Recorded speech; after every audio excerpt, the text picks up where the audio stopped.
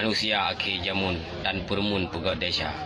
Asai penting benang pun dumpu kekeng dan kekira. Contoh tabu hayah ngenmi yang korupsi peng negara. Anak trau-trau balum bili pada hai gaji ubi raya. Anak guna nusuk peci titel haji ho kena bah. Menyemantang ne korupsi nusut peci nilhap honda. Mah nusuk ke peci nujuk lepek kuali mai darah. Yang lun pegah letat bukti kan provokasi hacia darah. Menyajamun yang korupsi tok pak waki siro dua. Aikon cik mandum yang lun teki nyata gaji le cik tema. Tapi jino penyakit korupsi hayah ngenmi merajalela. Tu apa gesik kam lai. Tapi hami na wana. Kampung yo wana sama kampung lun cik. Gagak tak apa gesik.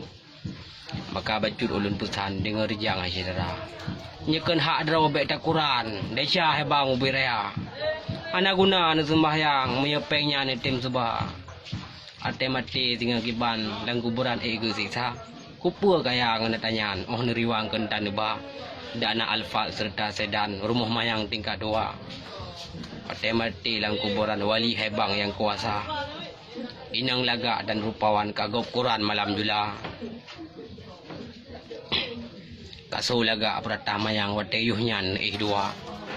Tapi jino go pola pengannya tipa bahan kali kata yang ada secito gawang tapi penyerang kamu duka kata sedih lang kuburan darah rupawan inang rupawan go bilanya memang pantun agak lancang atau rakan baju kata menyelembut panenacan cik bersimban laju aja urang kaklau tamah tungang serta lihnyan kurang aja rugo dakwah di malam menyeiman dalam dada hanya ino bacun azam untuk rakan la ilun bah oleh getun al mukarram tak baca nazam sampai podua.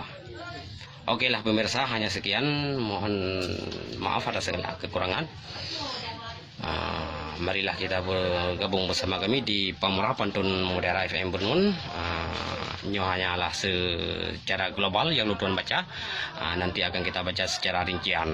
Okeylah, hadanallahu wa iyyakum ajmain. Assalamualaikum warahmatullahi wabarakatuh.